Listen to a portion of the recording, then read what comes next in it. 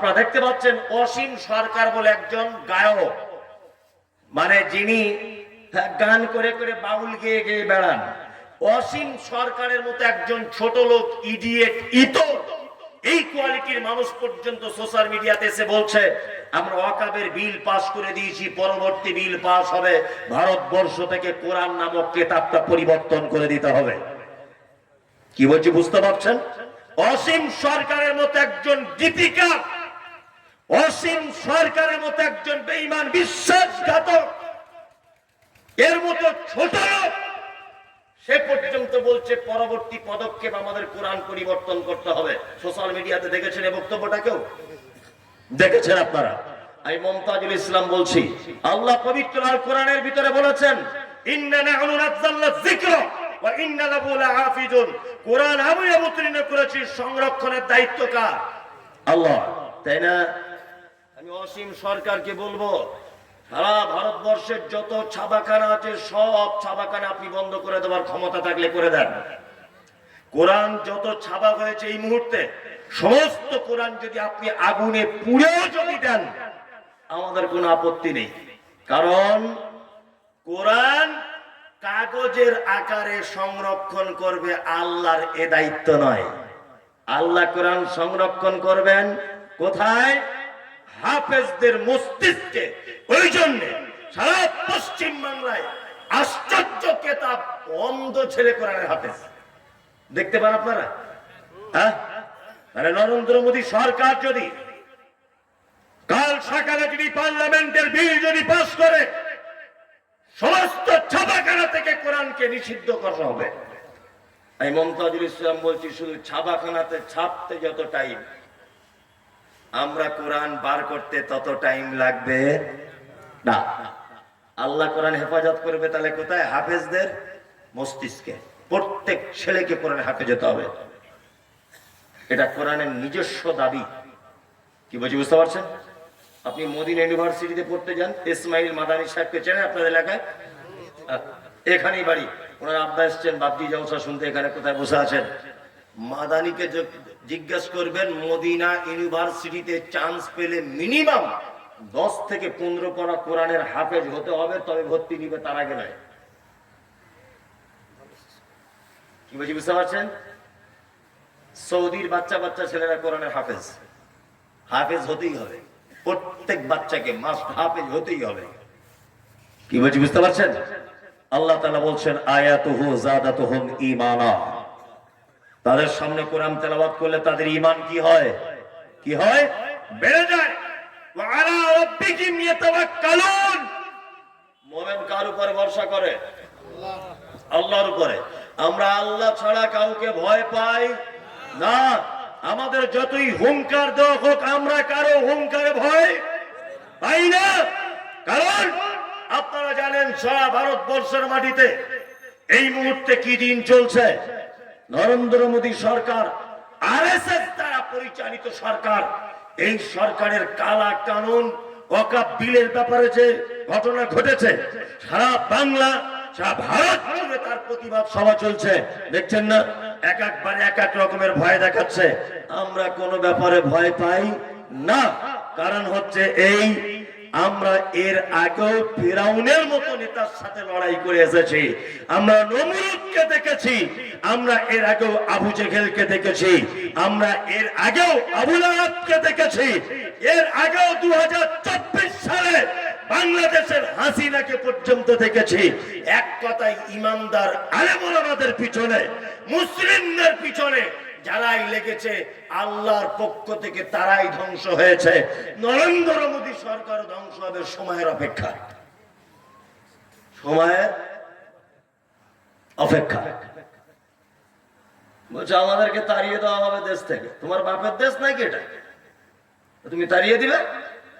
তুমি তো চা বিক্রি করো, তুমি দেশের ইতিহাস জানো? হ্যাঁ, মুসলমানদের সম্পত্তিগুলো একক মানে নিজের কাছে নিয়ে নেওয়ার চিন্তা ভাবনা কেন? আপনারা জানেন যে সারা ভারতবর্ষের 9,90,56,000 একর জমি মুসলিমদের ওয়াকফের সম্পত্তিতে, যার বাৎসরিক ইনকাম যা হয় 1 বছরের ইনকাম যদি রেখে দেওয়া হয়, তাহলে একটা মুসলিম পরিবার 100 বছর করে বসে বসে খেতে পারবে, কোনো কাজ করা লাগবে না। আপনারা জানেন যে সারা ভারতবর্ষে রেলের সম্পত্তি সব থেকে বেশি, তারপরে সম্পত্তি হচ্ছে মুসলিমদের সম্পত্তি। আপনারা দেখতে পাচ্ছেন, এইটাকে কি করে নিজের হাতে নেওয়া যায় সেই বিল পাস করা হয়েছে। তো মারাত্মক বড় চোর, শুধু মুসলমানদের ওয়াকফের সম্পত্তি নিচ্ছে তা নয়, কিছুদিন আগে কেদারনাথ মন্দিরের সোনার ঘন্টা পরিবর্তন করে পিতলের ডুপ্লিকেট ঘন্টা টাঙিয়ে দিয়েছে সেই চোর। কি বলছি বুঝতে পারছেন না? আরে এমনি ছোটবেলা থেকেই পরের জিনিসকে বেশি পছন্দ করে, নিজের বউকে সংসার করতে পারলো না, হাসিনাকে এনে রেখে দিয়েছে এখানে, মানে ও পরের জিনিস বেশি পছন্দ করে। কি বলছি বুঝতে পারছেন না? ও পরের জিনিসের উপরে লোভ বেশি, নিজের বউর সঙ্গে সংসার করতে পারেনি, হাসিনাকে এখানে এনে রেখেছে। নির্লজ্জ বেহায়া কোথাকারে। তুমি জানো আমরা কারা? জানো ইতিহাস? 180 থেকে 200 বছর এদেশ ব্রিটিশরা শাসন করেছে। ব্রিটিশ বিরোধী আন্দোলন যখন শুরু হয় সারা ভারতবর্ষে, সর্বপ্রথম আলেম ওলামারা রক্ত দিয়েছে। এক রাত্রিতে 40,000 আলেম দিল্লির চাঁদনী চক থেকে দিল্লির খায়বার পর্যন্ত ফাঁসির মঞ্চে তারা ঝুলেছে।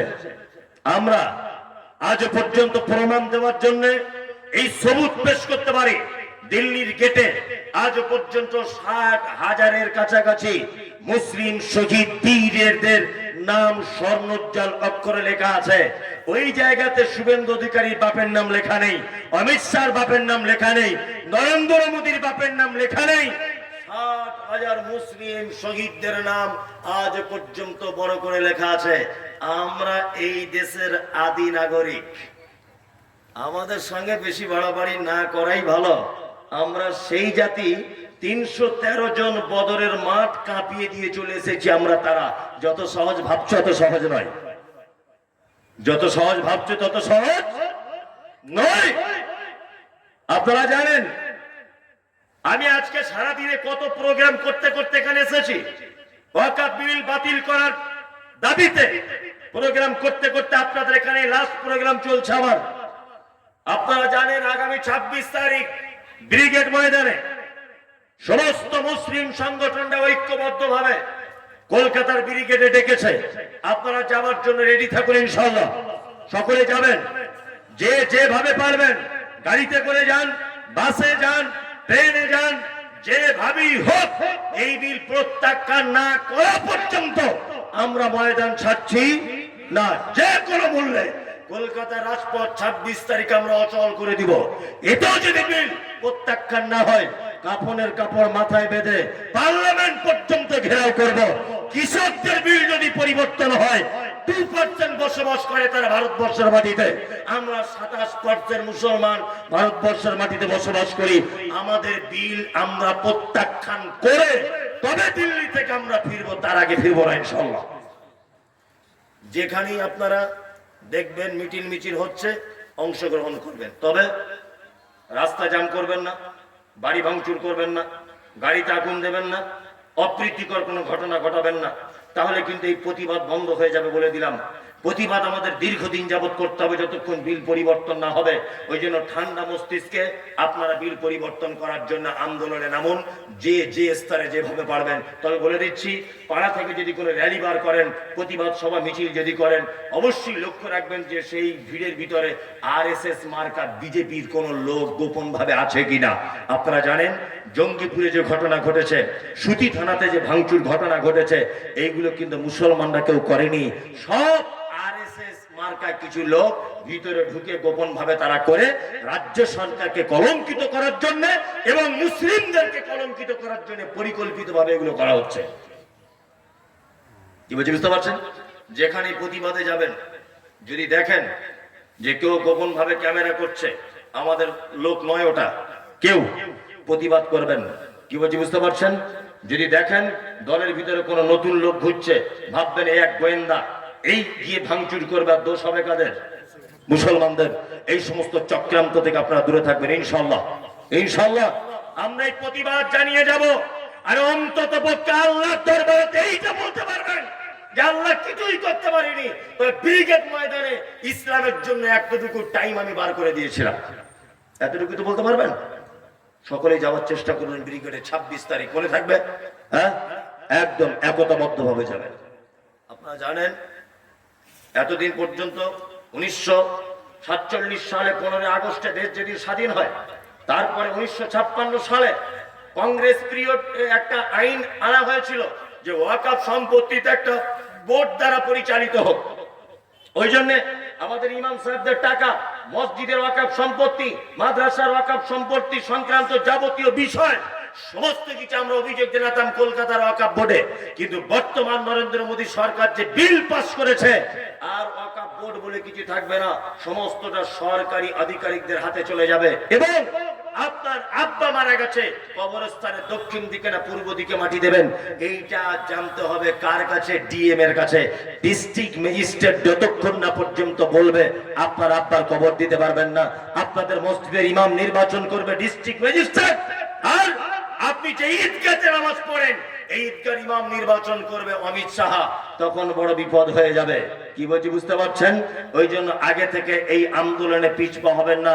যে যেখানে যেভাবে আন্দোলন করছে সেইভাবে আমরা আন্দোলনে ঝাঁপিয়ে পড়বো, তবে অন্য সম্প্রদায়ের ক্ষতি করে নয়।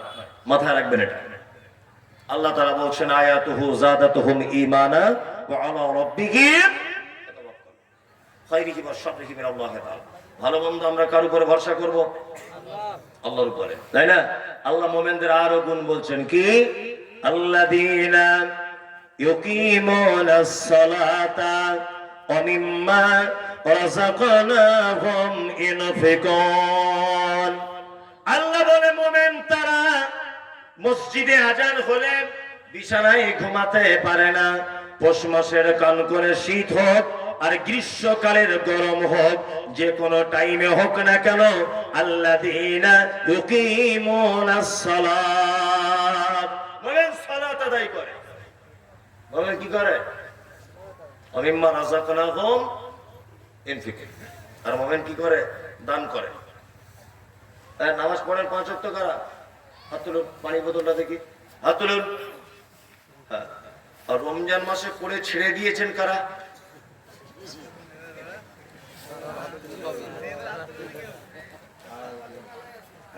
মেলায় রমজান মাসে পড়েছে, এখন আর পড়ে না। আর রমজান মাসে তো ফতোয়ার শেষ নেই। দেখে মনে হতো সব আল্লাহর বড় বড় একটা নাম করা ফেরেশতা। আমাদেরকে তো মেরে দিত, মানে আমার তো সোশ্যাল মিডিয়ার লোক, শুধু ফোন করতো, হুজুর থুতু গিলে নিয়েছে, হবে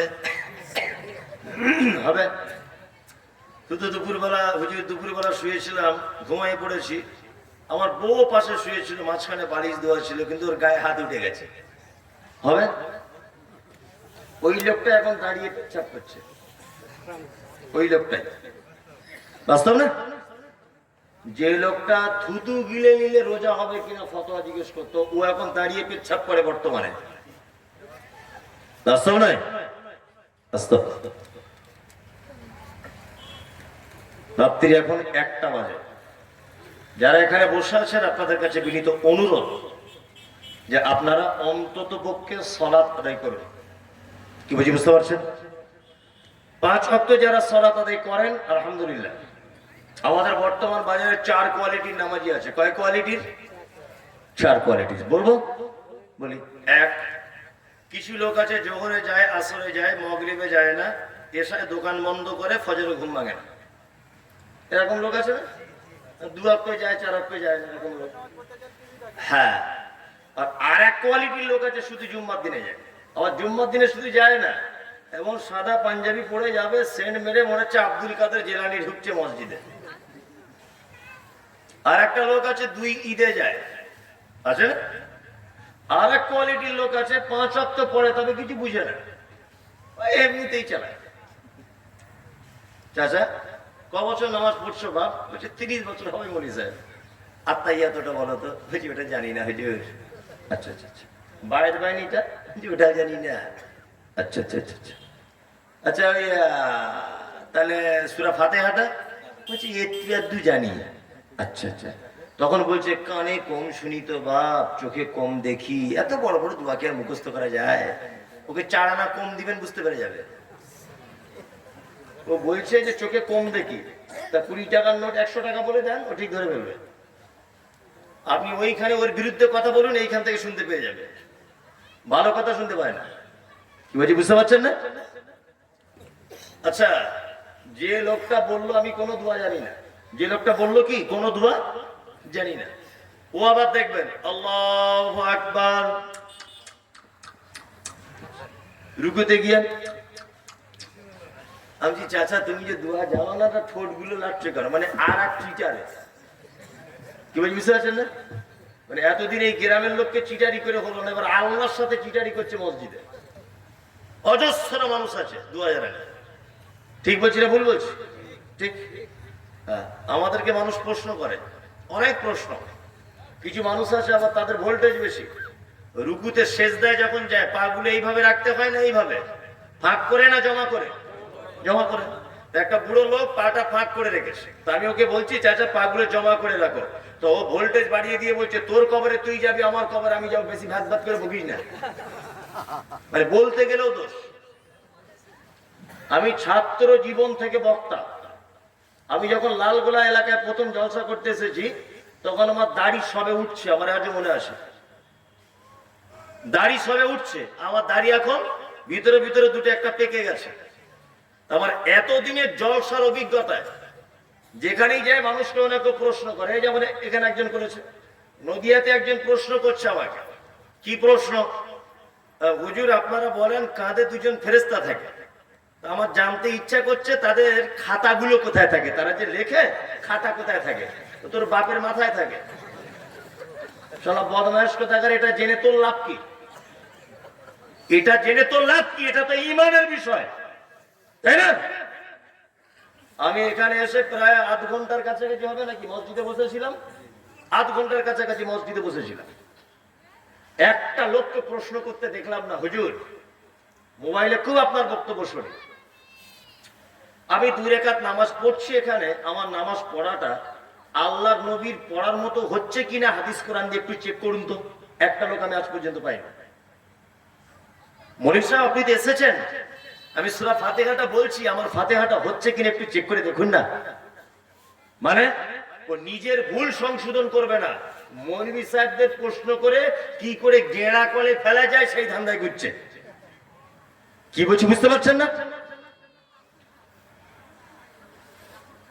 একদম নয়।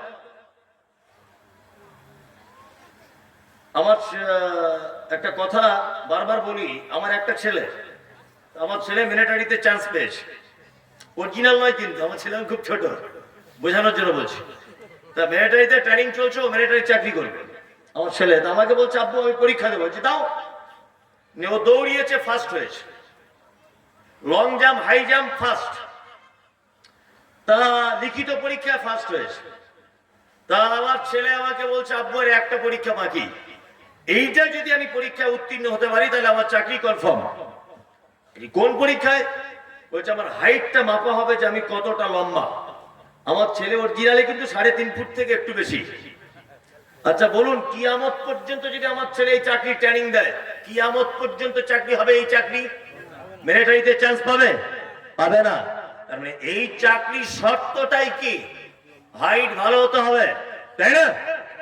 ঠিক তেমন দান করেছেন, যাকাত দিয়েছেন, হজ করেছেন, সব ভালো কাজ, শুধু নামাজ পড়েননি, জান্নাত নেই। নামাজ পড়েননি, জান্নাত নেই। মাসালাকুম ফি সাকার ক্বালু লাম নাকু মিনাল মুসাল্লিন। কি বললাম বুঝতে পারছেন? একজন জাহান্নামীকে জিজ্ঞাসা করা হবে তুমি কেন জাহান্নামে, ও তখন কি বলবে? ক্বালু লাম নাকু মিনাল মুসাল্লিন।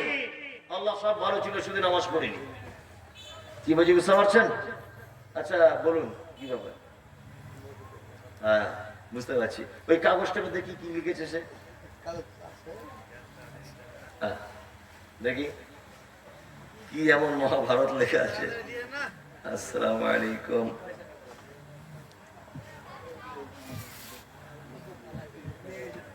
আচ্ছা আসসালামু আলাইকুম, আপনি যে জলসা আদায় করবেন আপনার দোয়া করা পাপ হবে না নেকি হবে বুঝিয়ে বলবেন। অবশ্যই দান দুই প্রকারের, সিররা ওয়া আলানিয়া, যে গোপনে করতে পারে, প্রকাশ্যে করতে পারে। আল্লাহ রাসূল সাল্লাল্লাহু আলাইহি ওয়াসাল্লাম দানীদের জন্য নির্দিষ্টভাবে দোয়া নির্ধারণ করেছেন। আমরা যে দোয়াগুলো ওগো আল্লাহ দয়াময় দয়ারি সাগর, 10 টাকা দান দিল নাম শরীফুল, এগুলো হাদিস কোরআন বিরুদ্ধে। এইভাবে দোয়া করা যাবে না। আল্লাহ রসুলকে কেউ কিছু দিলে এতটুকু দোয়া করতেন, আল্লাহুম্মা সাল্লি আলাইহি আল্লাহুম্মা বারিক আলাইহি, আল্লাহ তুমি তার উপরে শান্তি বর্ষণ করো, তার মালে তুমি বরকত দাও, এতটুকু বলতেন। কি বললাম বুঝতে পারছেন? কিন্তু আমরা যে পদ্ধতিতে বায়ান করি, শায়েরি গজল বানিয়ে বানিয়ে দোয়া করি, এগুলো ইসলাম সমর্থন করে না। আচ্ছা, বলছেন যে আপনি দোয়া করলে নেকি হবে না পাপ হবে। এখন ঘটনা হচ্ছে যে আমাকে যদি এই মুহূর্তের জন্য বলেন, তাহলে আমার দোয়া কবুল হবে 100%। কারণ আল্লাহ রাসূল বলেছেন 3 জনের দোয়া কবুল হয়, পিতামাতার দোয়া কবুল হয়, মাজলুমের দোয়া কবুল হয়, মুসাফিরের দোয়া কবুল হয়। আল্লাহ রাসূল কিন্তু এটা বলেনি যে মুসাফির চোর হবে না বক্তা হবে, মুসাফির মুমতাজুল ইসলাম হবে, গলার কণ্ঠ ভালো হবে কিনা, বাসে আসবে না ট্রেনে না 4 চাকায়, আল্লাহ রাসূল এই কথা বলেনি। তিনি বলেছেন মুসাফির, সে চোর হতে পারে, সে খুনি হতে পারে, সে ডাকাত হতে পারে, সে লম্পট হতে পারে, যে কেউ হতে পারে, মুসাফিরের কথা উল্লেখ আছে। আমরা গেঁড়া কলে যাব না, আল্লাহ রাসূলের মুসাফির শব্দটা দিয়েই আমি আগিয়ে গিয়ে বলবো। অবশ্যই আমার জন্য একটা অপশন আছে। আর জমাতে দোয়া আছে কিনা বুঝিয়ে বলবেন। ফরজ সালাতের পর জমাতবদ্ধ ভাবে দোয়া করতে হয় না। প্রয়োজনে কখনো কখনো আপনি একা একা করবেন। কি বলছি বুঝতে পারছেন? একা একা করবেন, একা একা করবেন। আসলে আমাদের কিছু কিছু জিনিস ভুল আছে, কিছু কিছু জিনিস কি ভুল আছে। যেমন ভুল হচ্ছে যে আমরা ইমাম সাহেবরা আসসালামু আলাইকুম ওয়া রাহমাতুল্লাহ, আসসালামু আলাইকুম ওয়া রাহমাতুল্লাহ, আল্লাহুম্মা আমিন, রব্বানা আতিনা ফিদ দুনিয়া, দোয়া করতে লাগে। অনেক মসজিদে হয় কি হয় না? জুম্মার দিনে হয়, অনেক মসজিদে হয়। আল্লাহ রাসূলের হাদিস হচ্ছে কেউ যদি ফরজ সালাতের পর আয়াতুল কুরসি যদি তেলাওয়াত করে, তাহলে ও জান্নাতে চলে গেছে। যায়নি কেন? প্রচুর মরেনি তাই যায়নি। ভালো করে বুঝবেন। তো ওই লোকটা আয়াতুল কুরসি পড়তে পেল না, জিকির করতে পারলো না, দোয়া পড়ার সুযোগ পেল না, কোনো কিছু সুযোগ তাকে দেওয়া হলো না, ডাইরেক্ট হাত তুলে দিল। আর সব থেকে বড় কথা হচ্ছে যে আপনার কোন জায়গায় চুলকেলে আরাম হবে, সে আরামের জায়গাটা আপনি জানেন। হ্যাঁ, কি বলছি বুঝতে পারছেন না? আচ্ছা, ইমাম সাহেবরা দেখবেন, অনেক ইমাম সাহেব আপনাদের এখানকার নয়, অনেক ইমাম সাহেবরা দেখবেন এদের অনেক চালাকি আছে। এরা নিজের বাপ মরে গেলে কাঁদে না। কোন ধনী লোক যদি মরে যায় তার জানাজায় গিয়ে খুব কাঁদছে, আল্লাহ জান্নাত দিয়ে দাও, মানে ওর ছেলেরা কিছু মালগুড়ি দেবে, ধনী লোক। অথচ ওর বাপ মরে গেলেও কাঁদে না। তা আমি বলছি, ইমাম সাহেব কি দুয়ার ঠিকাদার নাকি? আপনার বাপের উপরে আপনার যে দরদ, ইমাম সাহেবের সে দরদ আছে না নেই? নেই। আপনার আব্বা আপনাকে জন্ম দিয়েছে, আপনি আপনার আব্বার জন্য যে দরদ দিয়ে দোয়া করবেন, কোন ভাড়াটিয়া লোক দিয়ে ওই দরদ পাবেন? পাবেন না। আপনি একা একা দোয়া করবেন। কি করবেন আপনি? কি একা একা দোয়া করবেন। কখনো দোয়ার যদি প্রয়োজন হয় একা একা আপনি করবেন। তবে আমরা আবার একটু বোকামি করি, আমরা জমাতের পরে দোয়া করতে নিষেধ করছি, তাই বলে দোয়া করতে মানা করিনি, কিন্তু আমরা আবার এত পাকা যে দোয়াটা টোটালি আর করি না, ছেড়ে দিয়েছি। হ্যাঁ, নফল নামাজ পড়তে আমরা কেউ মানা করেছি? করি না। আমাদের মসজিদগুলোতে দেখবেন কেউ নফল নামাজ পড়ে না, পড়ে পড়ে না। আপনি মাযহাবীদের মসজিদে যান, তারা সব বসে হোক দাঁড়িয়ে হোক 2 রাকাত করে নফল নামাজ পড়ে। এটা পড়লে তো আপনার কেউ মানা করেনি, করেছে? মানে এখন নিজেকে আহলে হাদিস নাম দিয়ে পকেটে হাদিস নিয়ে ঘুরছে আর জান্নাতের সার্টিফিকেট নিয়ে ঘুরছে যে আমি আহলে হাদিস মানে জান্নাতে পৌঁছে গেছি। হ্যাঁ, পা কোথায় কে সব যুক্তি দিল? আমরা যেটা ছেড়ে দেওয়ার ছেড়ে দেবো, যেটা ছেড়ে দেওয়ার নয় আমরা আমলগুলো করব, তাই না? জি, আপনাদের মসজিদ, এই যে মসজিদটা আমি গিয়েছিলাম ওই মসজিদের জন্য, ওরে বাবা সাংঘাতিক মসজিদ, বিশাল মসজিদ। আলহামদুলিল্লাহ, অনেকদিন পরে একটা মনের মতো মসজিদ দেখতে পেলাম, অনেক সুন্দর।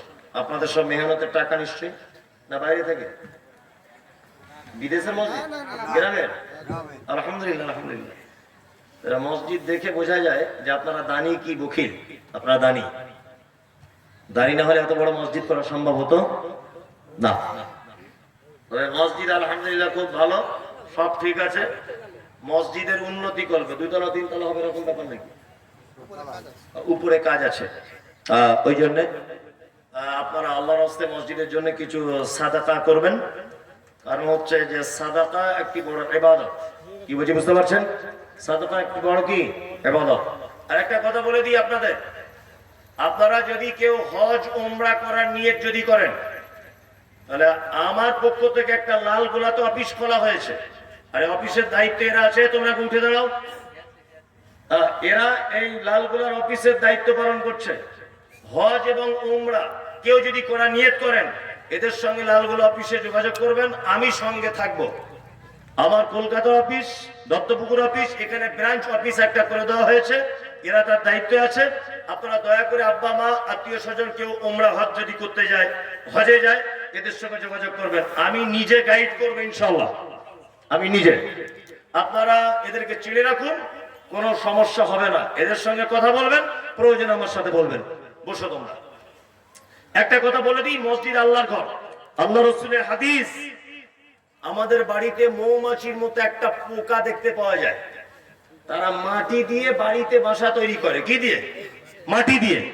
এইটুকু আল্লাহ রাসূল বলছেন, কেউ যদি টাকা দিয়ে এই মৌমাছির মতো দেখতে প্রাণীটির বাসার মতো এতটুকু উঁচু যদি কেউ করে দেয় মসজিদ, তাহলে তার জন্য জান্নাতে রাজপ্রাসাদ তৈরি করা হবে ইনশাআল্লাহ। আল্লাহ রাসূল বলছেন। কি আছেন ভাই মসজিদে দিবেন? দেন কিছু দিয়ে দিয়েছে না? ওইদিকে ওই যে ভাই আপনার 1000 2000 দেন, দেন কিছু দেন ভাই। হ্যাঁ ভাই, আরে লেখা যে আমি 1000 টাকা দেবো উনি স্যার, দেন আসুন আসুন দেন, আল্লাহর রাস্তায় দেন। হ্যাঁ আল্লাহর রাস্তায় দেন। আলহামদুলিল্লাহ। কি নাম আপনার? আল্লাহুম্মা সাল্লি আলাইহি আল্লাহুম্মা বারিক আলাইহি। মিনারুল ভাই 1000, আরেকজন ভাই 1000। আর আরে 1000 করে তো 20 জন দিলে 20000 টাকা হয়ে যাবে বেনামিতে। জাযাকাল্লাহ। উনি দিয়েছেন 1300 টাকা।